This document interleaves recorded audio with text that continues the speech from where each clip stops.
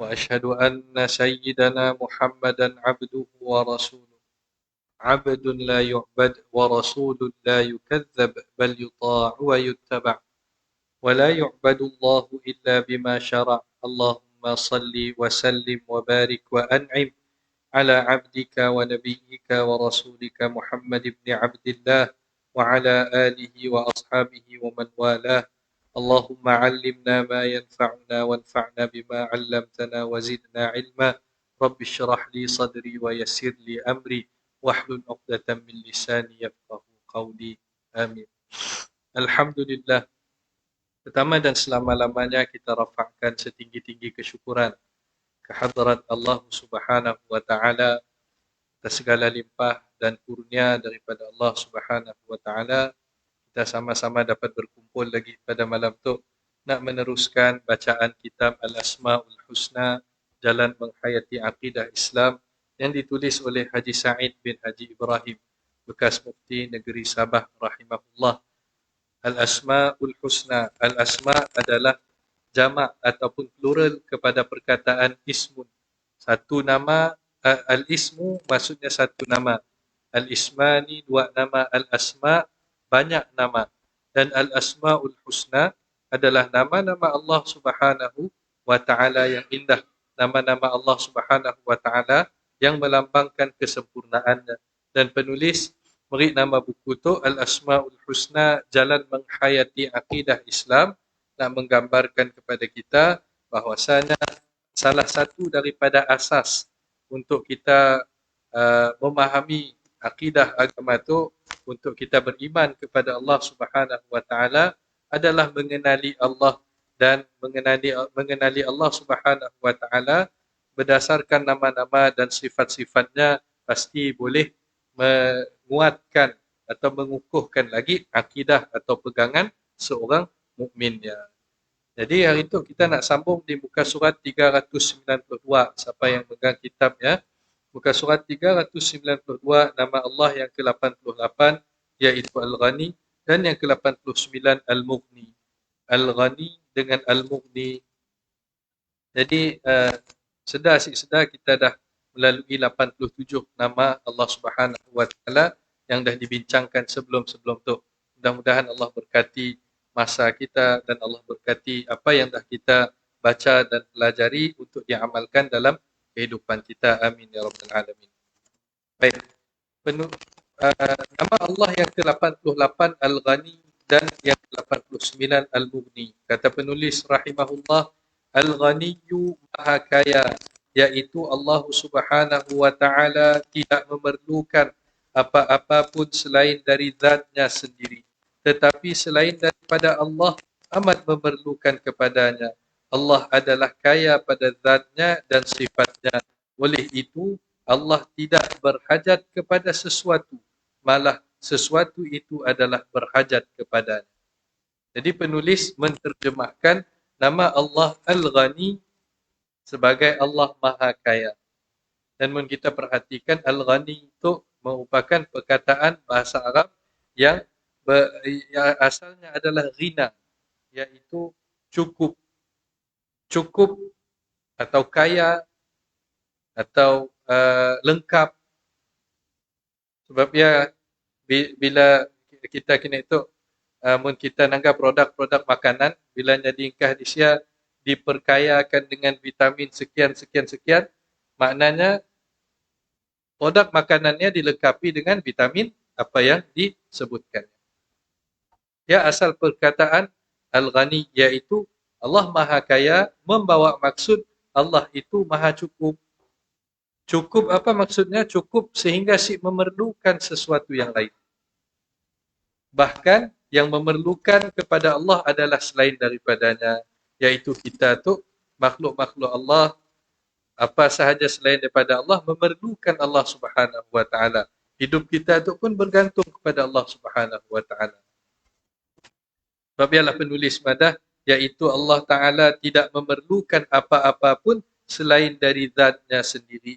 Ialah maksud ghani, iaitu cukup kayanya Allah Subhanahu wa taala. Sebab ya lekat tu kita akan nanggap ayat-ayat ayat-ayat Al-Quran yang didatangkan oleh penulis dalam bab tu menyentuh tentang lawan kepada Al-Ghani atau Maha Kaya ya, adalah Al-Fuqara atau Al-Faqir yang memerlukan. Baik. Dan penulis juga madah tadi bahawa Allah adalah kaya pada zatnya dan sifatnya, iaitu kecukupan Allah ya secara mutlak, secara keseluruhan. Tiada satu aspek pun Allah Subhanahu wa taala perlu kepada apa-apa. Sedangkan manusia mungkin seorang yang kaya iaitu cukup dengan duit, cukup dengan harta, tapi dia perlu dengan bantuan orang lain. Oleh kerana sibuknya mencari harta, dia perlu dengan tukang masak untuk masak dengannya. Baru dia dapat makan. Oleh kerana walaupun dia kaya macam ni sekalipun, cukup macam ni dari sudut harta, tapi rupa-rupanya diuji dengan sakit. Makanya perlu kepada ubat. Perlu tadi dengan makna ubat dia sebagai asbab untuk menjaga kesihatan. Walaupun dia yakin bahawa Allah cukup, Allah dapat memberi apa-apa, kesihatan pun datang daripada Allah, makanya melakukan sebab. Makanya perlu melakukan sebab. Adapun Allah Subhanahu wa taala sama ada bergantung secara mutlak ataupun bergantung sebagai sebab, kedua-duanya Allah taala si perlukan. Sebab Allah itu Al-Ghani, iaitu Allah Maha Kaya. Oleh itu Allah tidak berhajat kepada sesuatu, malah sesuatu itu adalah berhajat kepadanya, iaitu kepada Allah Subhanahu wa taala. Baik, kata penulis lagi.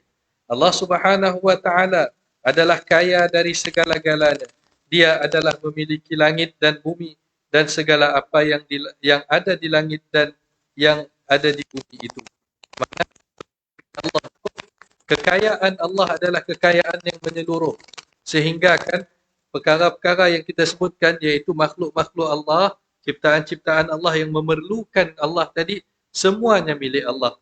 Sehingga Allah ciptakan langit dan bumi dan seisinya semua merupakan milik Allah Subhanahu wa taala.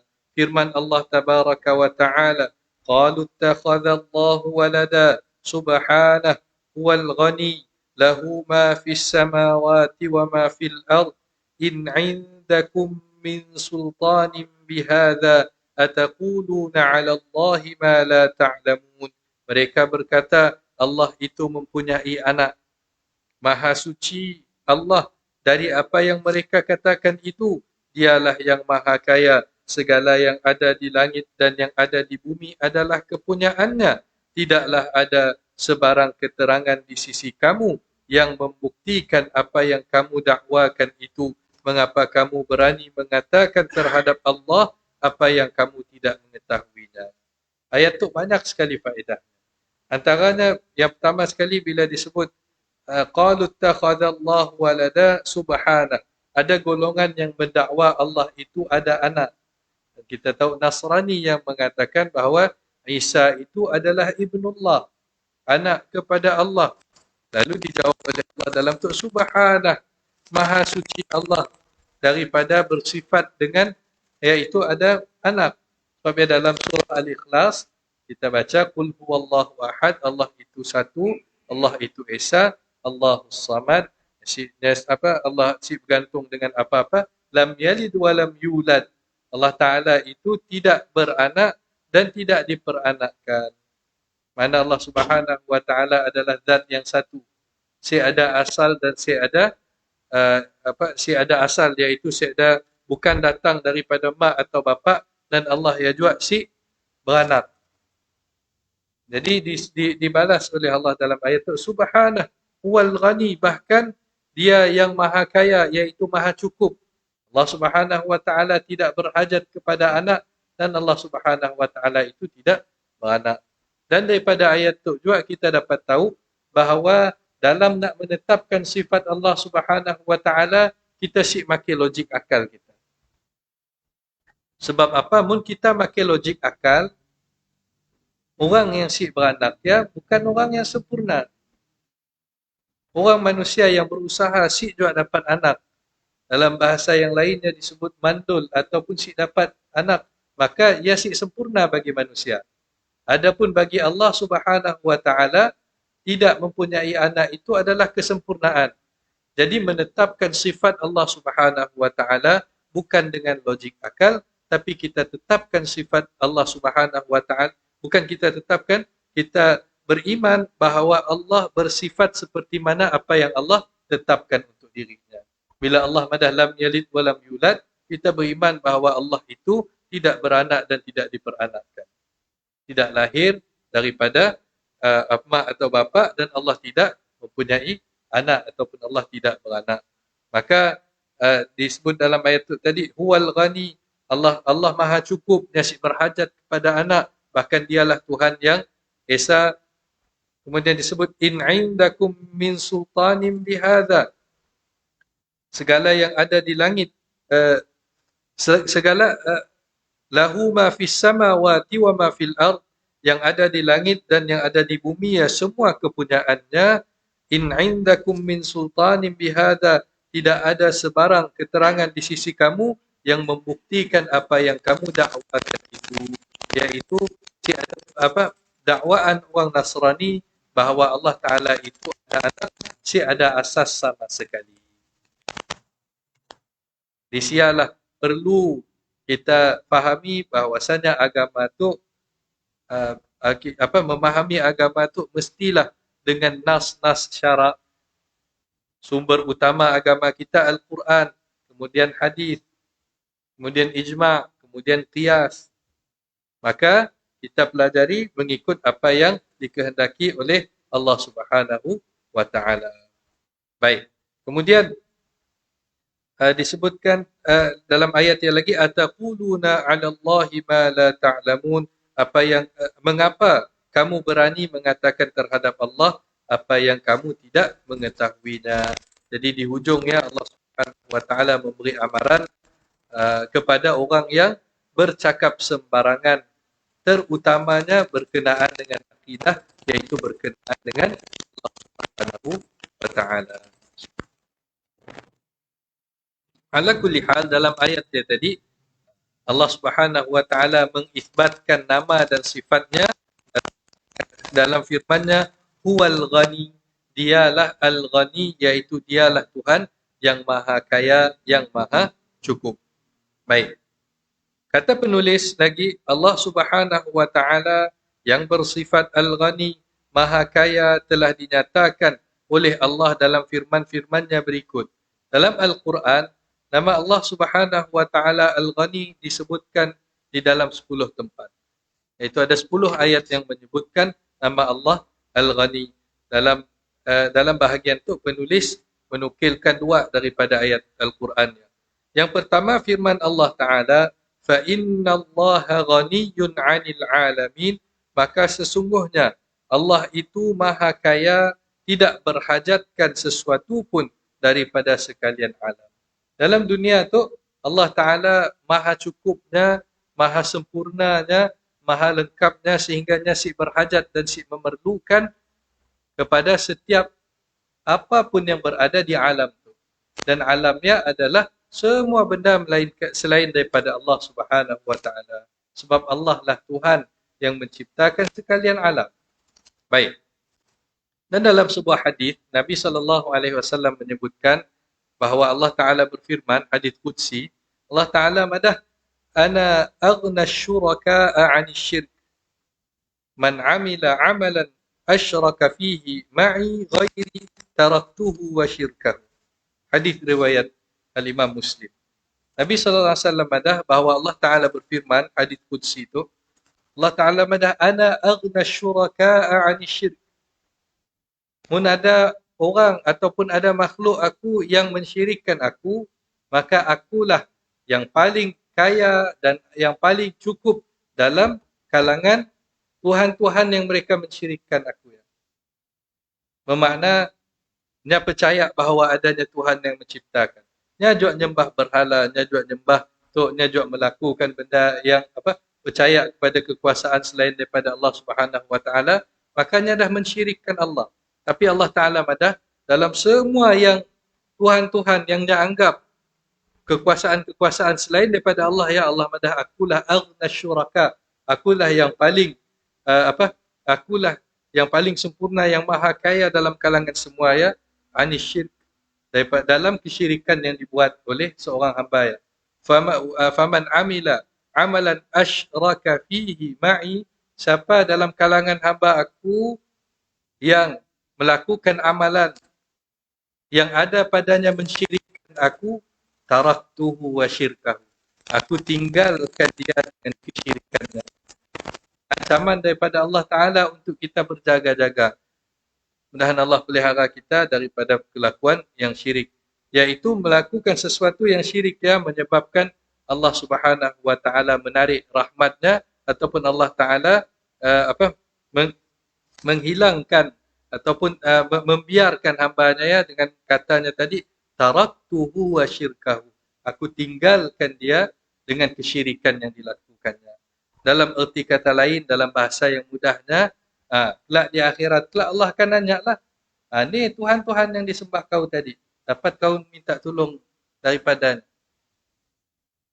ya, merupakan ancaman daripada Allah Subhanahu wa Ta'ala. Sebab ialah kita perlu berjaga-jaga dalam setiap amal ibadah kita. Ikhlasnya macam ni, adakahnya ditunaikan semata-mata kerana Allah ataupun ada niat kerana benda lain.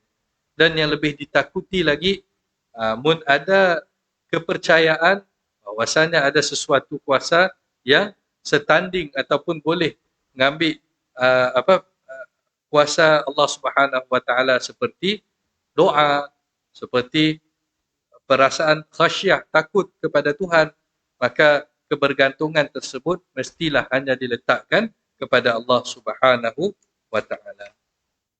Yang kedua, firman Allah Ta'ala, wa kana Allahu ghaniyyan hamida, dan ingatlah adalah Allah Maha Kaya lagi amat terpuji. Jadi Allah Subhanahu wa Ta'ala dalam surah An-Nisa ayat 131 tu mengingatkan kita bahawasanya Allah ya ghaniyyan hamida, dahlahnya Maha Kaya, nya Maha terpuji. Adapun kekayaan manusia tu, walaupun ada dalam kalangan kita yang mengaku kaya ataupun dipadah ataupun digelarkan sebagai orang kaya, tapi nya tetap masih lagi fuqara ataupun masih lagi memerlukan kepada sesuatu yang lain atau berhajatkan kepada sesuatu yang lain. Yang ketiga, firman Allah Ta'ala, qaulun ma'rufun wa maghfiratun khairum min sadaqatin yatba'uha adha, wallahu ghaniyyun halim. Menolak peminta-peminta sedekah dengan perkataan yang baik dan memaafkan kesilapan mereka adalah lebih baik daripada sedekah pemberian yang diiringi dengan perbuatan atau perkataan yang menyakitkan hati, dan ingatlah Allah Maha Kaya lagi amat penyabar. Jadi dalam ayat tu, qaulun ma'rufun, iaitu perkataan yang baik, terutamanya dalam menolak permintaan orang yang meminta. Jadi Nabi SAW adalah ajwadan nas, sepemurah-pemurah manusia. Bukan pemurah. Kita tak pemurah. Pemurahnya Nabi SAW ya, ajwadan nas, sepemurah-pemurah manusia Nabi SAW tu. Siapa yang minta tolong dia mesti Nabi nolong.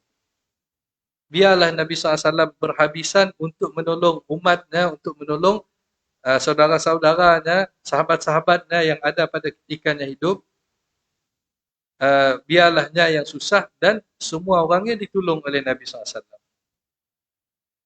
Tapi dalam agama kita ada keadaan yang mungkin kita sik dapat nak nolong orang, ataupun kita sik nak beri orang yang meminta. Jadi dianjurkan oleh agama kita untuk kita menolaknya dengan baik. Sebabnya dalam surah Ad-Duha, apa yang kita baca di antara ayat-ayat ujungnya, wa ammas sa'ila fala tanhar. Mun ada orang meminta, maka jangan diherdik, jangan ditengking. Ialah maksud ayat tu tadi, qaulun ma'rufun, kata-kata yang baik dalam menolak sedekah yang tadi. Wa maghfiratun, dan memaafkan kesilapan orang lain. Khairun min sadaqatin yatba'uha adha, lebih baik daripada orang yang bersedekah atau memberi pemberian, kemudian pemberiannya diiringi dengan kata-kata yang tidak baik. mengungkit-ungkit ataupun membesar-besarkan diri, macam bersedekah dengan orang miskin, mun aku si nolong kau hari tu, si makanlah kau hari tu. Kita sedekah, baik dah sedekah ya. Tapi sadaqatun yatba'uha adha. Jadi dah beri sedekah, diikuti atau diiringi dengan kata-kata atau perbuatan yang si disenangi ataupun narid muka. Dah malas nak melayan orang yang minta sedekah ya tadi, diberi lalu ditarik muka, dimasam muka, beri dalam keadaan yang menyakiti nyakit hati orang yang derima ya ataupun orang lain. Maka perbuatan yang tadi dicela oleh Allah Subhanahu Wa Taala ayat tu. Jadi Allah Taala madah bagus lagi kau sibuk meri tapi tolak dengan baik daripada kau meri tapi diungkit-ungkit. Dan di hujung ya disebutkan wallahu ghaniyyun halim. Ingatlah Allah itu maha kaya. Manamun kau si meri dengan orang miskin ya tadi, Allah ada untuk meri padanya melalui orang lain. Sebab ya kita tu melakukan kebaikan kerana Allah, bukan untuk memuaskan Allah, bukan untuk memberi kelebihan kepada Allah. Bukan seperti kita berkhidmat di dunia tu. Orang bekerja. Orang yang bekerja dengan kerajaan contohnya. Berkhidmat dengan kerajaan. Maka perkhidmatannya ya tadi untuk mendatangkan mungkin menjaga nama baik jabatan, mempermudahkan urusan orang lain. Maksudnya ada stakeholder yang akan mendapat keuntungan atau kebaikan. Adapun Allah Subhanahu Wa Taala, bila kita mentaati Allah, maka kebaikannya balik kepada kita pun. Allah Ta'ala sedikit pun si untung dengan ketaatan kita, akan tetapi kita pun yang untung dengan ketaatan yang kita lakukan. Sama juga dengan sebaliknya. Allah Ta'ala sedikit pun si rugi dengan kejahatan atau maksiat yang dipolah kita, tapi kitalah yang akan menanggung apa yang dilakukan oleh kita di dunia itu. Baik, kata penulis lagi. Firman-firman Allah Ta'ala tersebut jelas menunjukkan bahawa Allah Subhanahu Wa Ta'ala adalah maha kaya dalam semua perkara, di mana umat manusia sentiasa berhajat kepada Allah dan tidak sekali-kali berhajat kepada mereka itu. Firman Allah Tabaraka wa Ta'ala, Ya ayyuhan nas, antumul fuqara'u ila Allah, wallahu huwal ghaniyyul hamid. Wahai umat manusia, wahai hamba-hambaku, kata Allah Ta'ala, kamulah yang sentiasa berhajat kepada Allah. Antumul fuqara'u ilallah. Dalam ayat tu Allah pakai perkataan fakir. Fakir kita tu iaitu kita perlu kepada Allah Subhanahu Wa Ta'ala. Seperti mana orang fakir perlu kepada sedekah, perlu perlu disumbangkan zakat kepadanya. Sebabnya golongan yang memerlukan. Macam nialah kita dengan Allah Subhanahu Wa Ta'ala. Kita tu hamba yang fakir, iaitu sentiasa berhajat, perlu kepada Allah Subhanahu Wa Ta'ala. Lalu Allah madah, Wallahu huwal ghaniyyul hamid. Sedang Allah dialah sahaja yang kaya, lagi amat terpuji.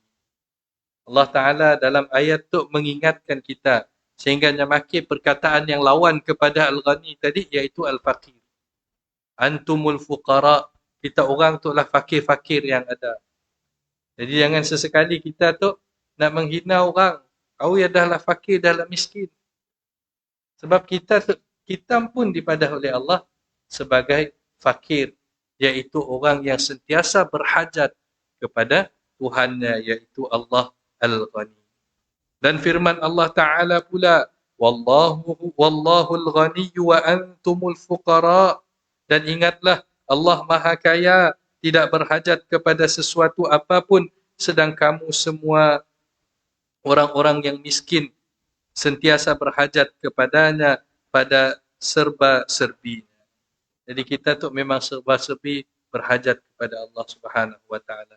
Sebab ya dalam satu doa yang Nabi SAW ajar kepada sahabat tentang doa tu apa, doa untuk kita minta Allah cukupkan kita bebas daripada hutang, antaranya Allah Ta'ala, Nabi SAW ajarkan, Allahumma kfini bihalalika an haramik wa aghnini bifadlika amman siwak.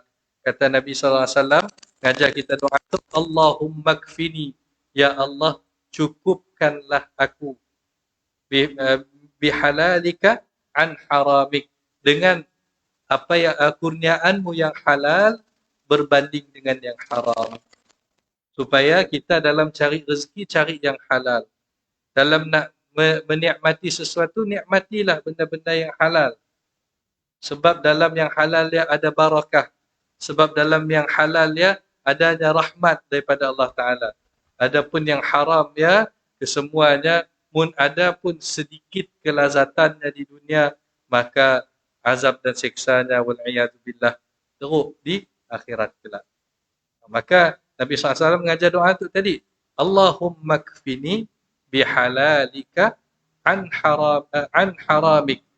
Ya Allah cukupkanlah kami, cukupkanlah aku dengan kurniaanmu yang halal, dengan pemberianmu yang halal berbanding dengan yang haram, wa aghnini ataupun waghnini bifadlika amman siwak, dan kayakanlah dan cukupkanlah aku, kataan aghnini tadi nak, dan ghina, dan cukupkanlah aku bifadlika dengan kelebihanmu, dengan kemurahanmu, amman siwak, berbanding dengan kebergantungan kepada orang lain selain daripadamu. Jadi doa tu tadi dari sudut maksudnya supaya kita tu satu bercukup-cukupan dengan apa yang halal berbanding dengan yang haram. Yang keduanya Nabi SAW mengajar kita supaya kita bergantung harap kepada Allah Ta'ala, bukan kepada manusia. Baik. Kata penulis lagi, nama Allah Al-Mughni, iaitu maha pemberi kekayaan. Iaitu Allah Subhanahu wa Ta'ala memberikan apa-apa yang diperlukan oleh hambanya yang berupa harta benda, kekayaan yang melimpah-limpah kepada sesiapa sahaja yang dikehendakinya, dan memberi tambahan mengikut keperluan yang boleh disimpan oleh mereka itu.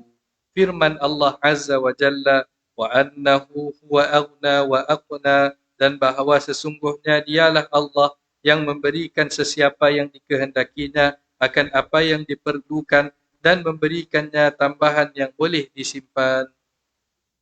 Jadi dalam ayat tu Allah Ta'ala madah annahu, Allah itu wa aghna, yang memberi kecukupan. Tadinya ghani, yang maha cukup, dan yang memberi kecukupan beserta dengan tambahan. Dalam beri bab makanan, cukup. Kadang-kadang ada lebih lagi makanan kita. Dapat disimpan. Kesihatan kita pun, berapa banyak nikmat kesihatan yang diberi oleh Allah dari dulu sampai kini tu kepada kita. Nikmat pakaian. Asalnya kesemua kita, Alhamdulillah, atau kebanyakan daripada kita, pakaian tu ada dan lebih daripada cukup sebenarnya. Dan semua yang adalah fadlullah, kelebihan daripada Allah, kurniaan daripada Allah, disebabkan kemurahan Allah, disebabkan murninya Allah yang maha mencukupkan hamba-hambanya dan maha memberi kelebihan kepada hamba-hambanya. Lalu penulis nutup bahagian itu dengan katanya Allah Subhanahu wa Ta'ala yang maha kaya lagi amat pemurah, yang telah memberi kekayaan kepada hamba-hambanya, tidak berhajat kepada kesyukuran dari sesiapa pun, kerana Allah tetap melimpahkan kekayaannya kepada semua hambanya. Sama ada mereka yang bersyukur dan taat ataupun mereka yang mendurhaka, tetapi sungguh pun demikian, mereka yang taat akan menerima balasan yang sebaik-baiknya, dan mereka yang mendurhaka pula akan ditimpakan bala bencana dan azab siksa yang seburuk-buruknya. Mudah-mudahan kita dalam kalangan yang awal disebutkan tadi, iaitu dalam kalangan orang yang taat, yang menerima sebaik-baik balasan daripada Allah Subhanahu wa Ta'ala. Jadi yang dibincangkan pada malam itu tadi adalah nama Allah Al-Ghani dengan Al-Mughni. Al-Ghani yang maha kaya atau yang maha cukup. Dan Al-Mughni adalah Tuhan yang memberi kekayaan ataupun memberi kecukupan kepada kita. Jadi oleh kerana Allah tu Al-Ghani, kita minta, Ya Allah cukupkan kami. Oleh kerananya Razak, kita minta, Ya Allah kurniakan rezeki kepada kami.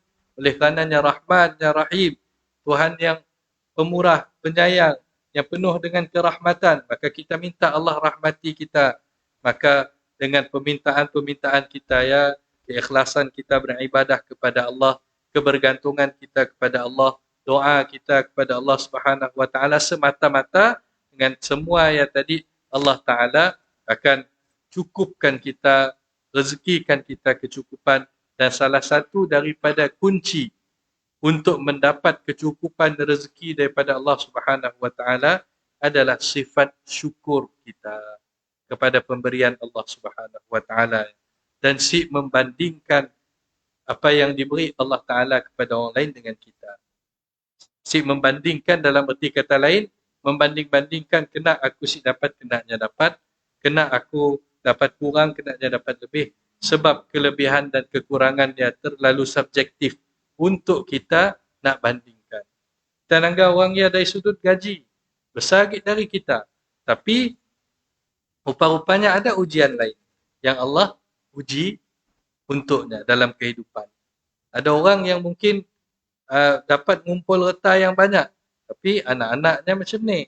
Adakah Allah beri kejayaan kepada anak-anaknya berbanding dengan orang yang mungkin si dapat, tapi Allah beri kejayaan kepada anak-anaknya. Dan banyaklah lagi mun kita nak mikir nikmat Allah Ta'ala tu, si dapat nak dibandingkan kurniaan Allah kepada kita dengan orang lain. Yang penting kuncinya tadi syukur, supaya kita merasa cukupnya apa yang diberi oleh Allah Ta'ala, dan kita berusaha untuk mendapatkan kelebihan yang lain, supaya mudah-mudahan Allah beri kelebihannya dengan penuh keberkataan. Jadi berkaitan dengan nama Allah Al-Ghani dengan Al-Mughni itu, saya teringat dengan sebuah hadis. Hadis Qudsi juga yang dibaca kita, yang ataupun siapa yang pernah baca dalam hadis Al-Arba'in An-Nawawiyah, dalam hadis 40 ada Imam Nawawi masukkan dalamnya hadis riwayat Muslim, dan hadis Qudsi juga bahwasanya Nabi SAW bersabda, dan hadis itu daripada Abu Dzar Al-Ghifari radhiyallahu anhu, bahwasanya Nabi SAW bersabda, dan Allah Ta'ala berfirman, Allah Ta'ala madah dalam hadis Qudsi itu, Ya ibadi inni haramtu zulma ala nafsi wa ja'altuhu bainakum muharraman fala tazalamu. Wahai hamba aku, sesungguhnya aku haramkan kezaliman terhadap diri aku, dan aku mengharamkannya dalam kalangan kalian, janganlah kamu berlaku zalim. Kemudian Allah Subhanahu wa taala menyebutkan, Ya ibadi kullukum dhalun illa man hadaituhu fastahduni ahdikum. Wahai hamba-hamba aku, setiap daripada kamu atau semua kamu asalnya adalah sesat, melainkan siapa yang aku beri petunjuk, maka mintalah petunjuk daripada aku, pasti aku akan beri petunjuk. Kemudian kata Allah Ta'ala lagi, Ya ibadi kullukum ja'i' illa man at'amtuhu fastat'imuni ut'imkum. Wahai hamba-hambaku, semua daripada kamu lapar, kebuluran, melainkan siapa yang aku beri makan, mintalah kepada aku dan aku akan beri makan kepada kalian. Ya ibadi kullukum 'arin illa man kasautuhu fastaksuni aksukum. Ya wahai hamba-hambaku, setiap daripada kamu telanjang, melainkan siapa yang aku berikan pakaian, maka carilah, mintalah kepada aku pakaian, aku akan pakaikan kepadamu. Ya ibadi innakum tukhti'una bil-laili wan-nahar wa ana aghfiru dzunuba jami'a fastaghfiruni aghfir lakum. Wahai hamba aku, setiap daripada kamu berdosa, siang dan malam melakukan dosa, dan aku adalah Tuhan yang mengampunkannya, maka mohonlah ampun daripada aku, pasti akan aku ampunkan. Lalu kata Allah lagi, Ya ibadi aw anna awwalakum ya ibadi innakum lan tablughu dharri fatadurruni wa lan tablughu naf'i fatanfa'uni. Ya ibadi law anna awwalakum wa akhirakum wa insakum wa jinnakum kanu ala atqa qalbi rajulin wahidin minkum ma zada dhalika fi mulki syai'a. Allah Ta'ala madah, wahai hamba-hambaku, kalian tidak akan dapat memberi mudarat kepada aku dan si dapat memberi manfaat kepada aku.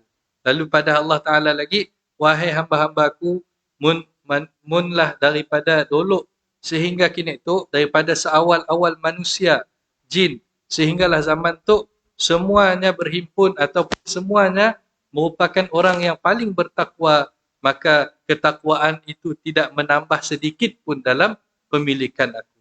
Ya ibadi law anna awwalakum wa akhirakum wa insakum wa jinnakum kanu ala kanu ala kanu ala afjari qalbi rajulin wahidin minkum ma naqasa dhalika min mulki syai'a. Wahai hamba-hambaku, munlah semua daripada kita orang dari dulu sampai kini tu, baiknya manusia baiknya jin, semuanya merupakan manusia yang paling teruk, manusia yang paling hamba yang paling si taat, yang paling ingkar, yang memaksiati Allah Subhanahu wa taala, maka maksiat tersebut langsung tidak mengurangkan apapun pemilikan Allah Subhanahu wa taala. Allah Taala madah lagi, ya ibadi law anna awwalakum wa akhirakum wa insakum wa jinnakum qamu fi sa'idin wahid fasa'aluni fa'ataitu kulla insanin mas'alatah ma naqasa dhalika mimma 'indi illa kama yang qusul mikhyata idza udkhilal bahar. Wahai hamba-hambaku, munlah berhimpun semua kita orang yang wujud tu di satu tanah yang lapang. Fasa'aluni, semua minta hajat-hajat masing-masing. Fa'a'taitu kulla insanin mas'alatah. Setiap orang yang dibalas Allah, diberi oleh Allah permintaannya, maka pemberian Allah ya langsung si mengurangkan ma naqasa dhalika mimma indi illa kama yanqusul mikhyata idza udkhilal bahar. Siklah berkurang pemilikan aku melainkan seumpama aku dicelupkan jarum di dalam lautan. Kita celup jarum dalam lautan, rasanya macam sik dah kesan je dengan air laut ya. Nak menggambarkan betapa banyaknya pemilikan Allah tu, semua orang minta, semua orang baik, semua orang jahit, semuanya si langsung memberi kesan kepada pemilikan Allah Ta'ala, sebab Allah Ta'ala adalah Tuhan yang Al-Ghani, Tuhan yang Maha Kaya. Maka kita itulah yang berhajat kepada Allah, sentiasalah meletakkan kebergantungan kepada Allah, tauhidkanlah Allah, iaitu esakanlah Allah, dan janganlah mensyirikkan Allah Subhanahu wa Ta'ala. Saya rasa cukuplah sekadar, waktu Isyak pun dah masuk. Apa yang baik semuanya datang daripada Allah Subhanahu wa Ta'ala, yang tidak baik ia datang daripada kelemahan diri saya sendiri. Aqulu qawli hadza wa astaghfirullahal azim li wa lakum. Wassalamualaikum warahmatullahi wabarakatuh. Subhanakallahumma bihamdik, asyhadu an la ilaha illa anta, astaghfiruka wa atubu ilaik. Wa sallallahu sallam wa baraka ala nabiyyina Muhammad wa ala alihi wa sahbihi ajma'in. Walhamdulillahi rabbil alamin.